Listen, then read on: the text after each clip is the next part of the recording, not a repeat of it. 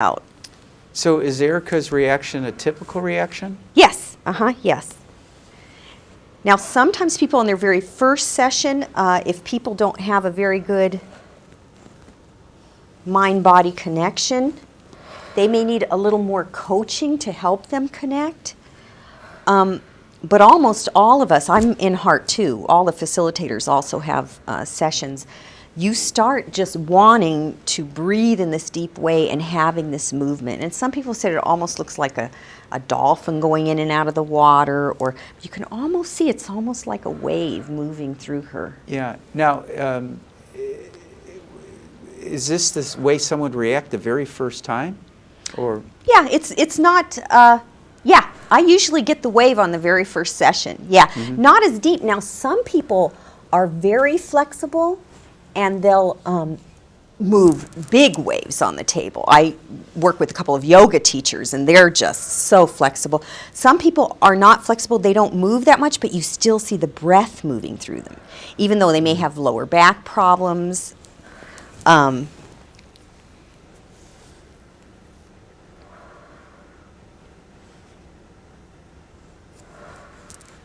so what determines where you make contact on the body? Is that predetermined? You're just taught to do the points in a specific sequence? Right. There's a certain protocol that you use. Well, it's actually a program. The program is broken down into 3 tiers, and I can explain that later if you want. But sure. There's a certain protocol to the contacts that you do, and then you do different contacts depending upon the body position that the person is in, too. But we're also taught to do some advanced things. If someone's having a problem, for instance, if she was having a problem lifting her pelvis, I might just gently put my hands here. And this will just remind that. It sort of helps the wave to work through her more. The main contact points are the coccyx and the occiput. And these are the areas along the spine where the parasympathetic system goes in and out of the spine. So a lot of what we're doing, and I think Dr. Amon would appreciate this, is we're cueing the system.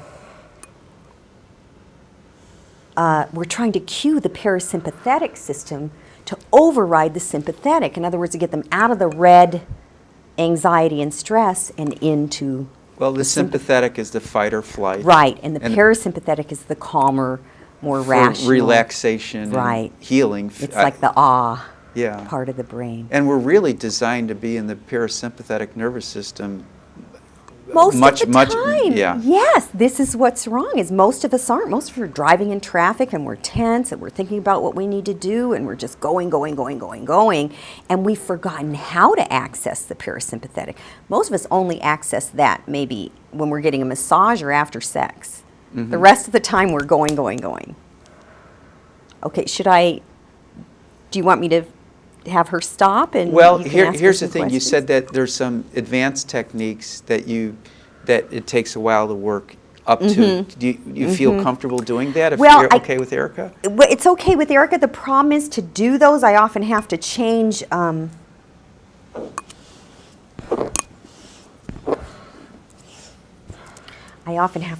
her position. Would that require changing the table? No, I can do the, well, I'll tell you, if you want, I can have her roll over on her back and do some of the one. You want to do that? Okay, Erica, slowly. Keep your eyes closed and roll over on your back, okay?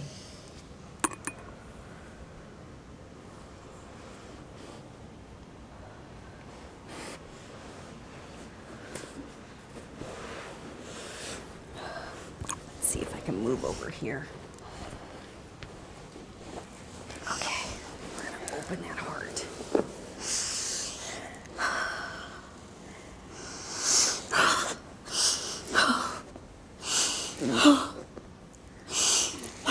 That's it.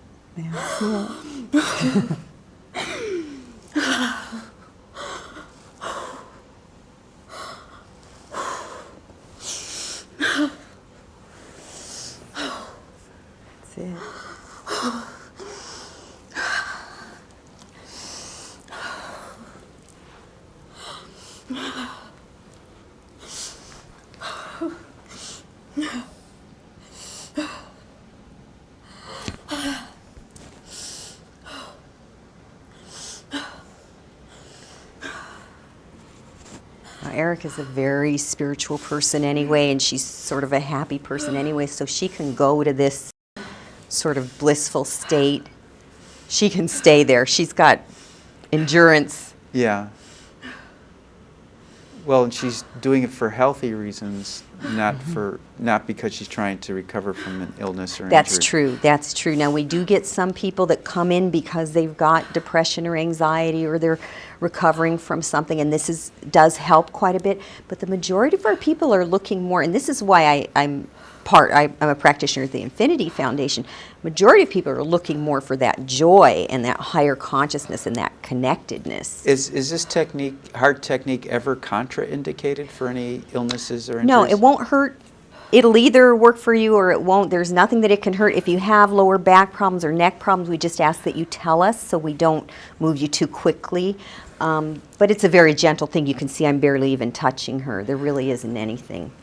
Well, you talked about how you work on the sacrum and the top of the spine. Does that increase the cranial sacral fluid flow? That in itself doesn't, that I know of, but at the end of the session, we actually rock the spine and do some stuff to get the cerebral spinal fluid moving more through it, because that's so healthy for us too. Because I know when I'm it. in a deep meditation, I could actually feel the increase in the... Oh, you're good if you can do that. Yeah, that's wonderful, and it's so important for us, so good for us. I'm just going to bring her down. Okay, she's getting we only have, we have about a minute and a half now, yeah. so... Okay, so just bring it down slowly. Yeah, that's okay. I just didn't want to get her going too much. So you basically condensed a 45-minute session into 5 or 10 minutes. Yeah. Okay. Yeah, and again, the session itself, it's much more detailed than this. And would there be verbal communication between you and the client? Not too much. In fact, I actually ask my clients not to talk to me too much. I tell them if they're hot or cold to just say hot or cold, because I want to keep them with the breath, with the movement. What happens is you go internal during a session and you have a lot of internal experiences, much like meditation. So I don't want them going to the left part of their brain into language. I cue them a little bit. I'll often say yes or higher or deeper, but just a few words. And which is hard for me because I'm a therapist. I like to talk. and what about clothing? Is that what they typically wear? Typically, we ask people, if possible, to wear more like workout clothes, because it's sometimes difficult to find the coccyx with jeans. Jeans have that heavy seam that goes right down, so it's often difficult for us to find that right contact that we're looking for. Great. And since you are a psychologist, does insurance pick this up? No. This is considered more personal growth or consciousness raising. But you believe... Maybe someday. Yeah, perhaps someday. But it sounds to me you believe it's much more than personal growth or consciousness raising. Yeah, I think it's both. I think it's what I found with heart, and what many of our clients say, is that it creates wellness. We call this breath the salutogenic breath, because it creates wellness physically, mentally, emotionally, and spiritually. All right. Dr. Grifo, got to wrap it up. For more information about Dr. Grifo, the Heart Technique, Infinity Foundation, InnerQuest talk show, stay tuned to the credits at the end. Until next time, wish you good health, good spirits, and good fortune. Thank you so much, Dr. Grifo. Thank you, Jay. Thank you very much.